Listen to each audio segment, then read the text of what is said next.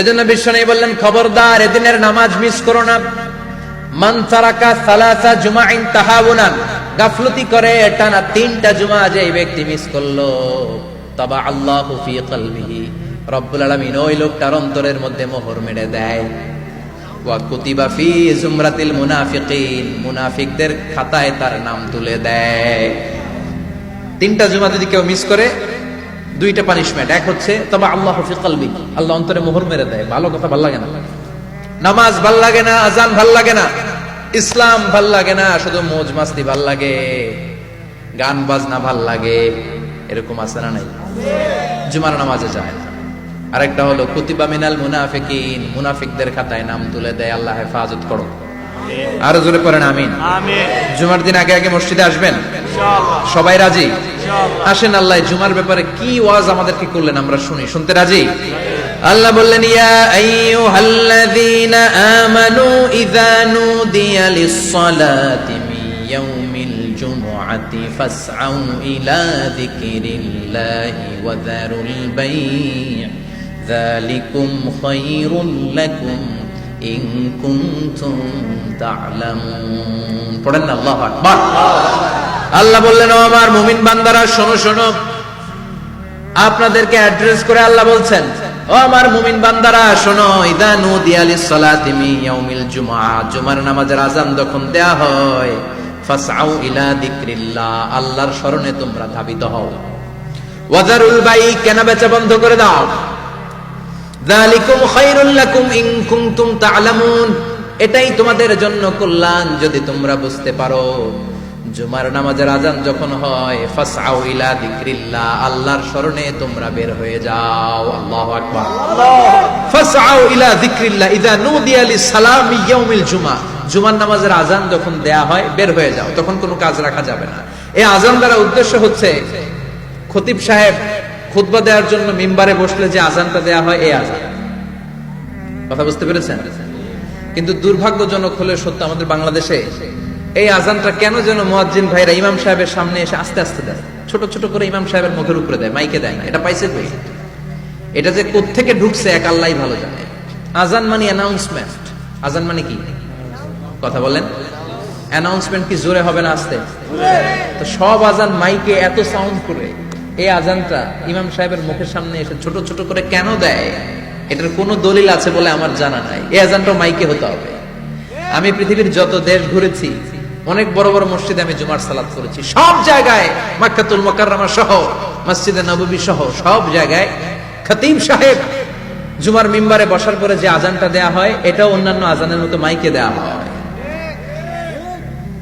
আল্লাহ বললেন, ইযা নুদিয়া লিস-সালামি ইয়াউমিল জুমআ, জুমার দিনের আযান যখন দেয়া হয়, এই আযান দ্বারা উদ্দেশ্য হচ্ছে খতিব বসলে যে আযান 12:30 12:15 দিকে যে আযান, এই আযান উদ্দেশ্য নয়। বিশ্বনবীর সময়ে এই 12:30 12:15 দিকে যে আযান ছিল, এটা ছিল না।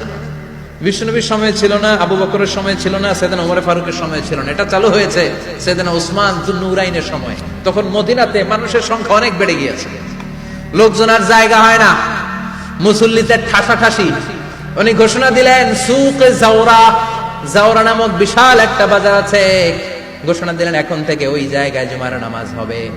মানুষ যেন আগ থেকে প্রস্তুতি নিয়ে আসতে পারে, এজন্য জাওরা নামক বাজারে উনি আর একটা আযান দেওয়ার প্রচলন করলেন। সুবহানাল্লাহ। সেখান থেকে আজ অবধি আমরা এই অতিরিক্ত আযানটা দিয়ে থাকি। এটা নবীর সুন্নাত না, এটা সাহাবীর সুন্নাত। বিশ্বনবীর সুন্নাহ মেনে নেওয়া যেমনি আবশ্যক, 4 খলিফার থেকে পাওয়া সুন্নাতগুলো মেনে নেওয়া আবশ্যক। বিশ্বনবী বলেন, আলাইকুম বিসুন্নতি ওয়া সুন্নাতিল খুলাফায়ে রাশিদিন আল মাহদিয়িন, আমার সুন্নাত ধরবা। হেদায়েত প্রাপ্ত 4 খলিফার সুন্নাত ধরবা। কেমনে ধরবা? ইক্ষু চিনেন? ইক্ষু না গ্যান্ডারি নাকি আখ না কুশাই? হ্যাঁ, আখ। কাঁচা আখ খায় কি করে? এই সামনের দাঁত দিয়ে ভাঙে না? সামনের দাঁত দিয়ে বলে ভাঙে, চাপার দাঁত দিয়ে, এই জায়গার দাঁত দিয়ে শক্ত করে ধরতে হয়। বিশ্বনবী বললেন, আব্দু আলাইহা বিন নওয়াজিজ, আমার সুন্নাত আর সাহাবীদের সুন্নাতকে চাপার দাঁত দিয়ে আঁকড়ে ধরবে, যাতে ছুটে না যায়। চিল্লায় পড়েন আল্লাহু আকবার, আল্লাহু আকবার। এটা সাইয়েদনা উসমানের সুন্নাত।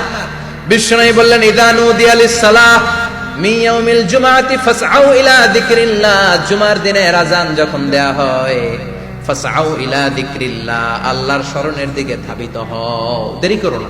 দেরি করা যাবে? আজান হইলে কোনো কাজ রাখবেন? কোনো ব্যস্ততা থাকবে? কাজ একটাই, জুমার নামাজ। চিল্লায় বলেন কাজ একটাই, সেটা কি? জুমার নামাজ। আল্লাহ বললেন ফাসআউ, ফাসআউ এর শাব্দিক অর্থ হচ্ছে দৌড়াও। আসলে কি?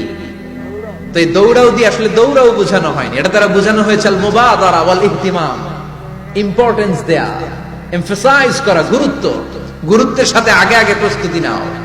ফাসআউ দ্বারা দৌড়ানো বোঝানো হয়নি। প্রমাণ কি? কারণ বিশ্বনবী দৌড়ে দৌড়ে নামাজে যেতে নিষেধ করেছেন। বিশ্বনবী বলেছেন ইদা উকিমাতিস সালাহ, মনোযোগ দিয়ে শুনে, ইদা উকিমাতিস সালাতু ফালা তাতুহা তাসআউন ওয়া আতুহা তামশুন আলাইকুম বিসাকিনাহ ফামা আদরাকতুম ফাসাল্লু ওয়া মা ফাতাকুম ফাতিমু। যখন নামাজ শুরু হয়ে যায় দৌড়ে দৌড়ে যাবে না। তামশুন, হেঁটে হেঁটে যাও। আলাইকুম বিসাকিনা, ধীরে ধীরে যাও। ফামা আদরাকতুম ফাসাল্লু, ইমাম সাহেবের সাথে যে যত রাকাত পাবা পড়বা।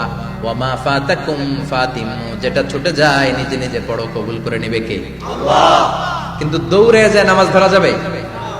খবরদার, ধীর স্থির ভাবে যাবে। হাঁটার মধ্যে একটা গুরুত্ব দিয়ে তাড়াতাড়ি ধরতে চাবেন, কিন্তু দৌড়ে যাওয়া যাবে? নিষেধ করেছেন। অনেক মুসল্লিরা এটা করে।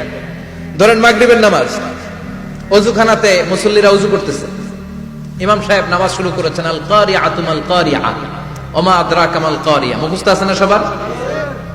মুসল্লি মনে করতেছে ওযু হইছে আমার অর্ধেক, এখন যদি তাড়াতাড়ি ওযু না করে দৌড় না দেই রাকাত পাওয়া যাবে? রাকাত পাওয়ার জন্য দিছে দৌড়। মসজিদে হচ্ছে টাইলসের মসজিদ, পিছলায় পয়রা মুসল্লি একদিকে, লুঙ্গি আরেকদিকে। আছে না নাই? আমার কাছে খবর আছে এরকম পা ভাঙছে অনেকের। রাকাত ধরার জন্য মুসল্লি তাড়াহুড়ো করে দিছে দৌড়, মুসল্লি একদিকে লুঙ্গি, ঠ্যাং ভাঙা শেষ, এখন ল্যাংড়া।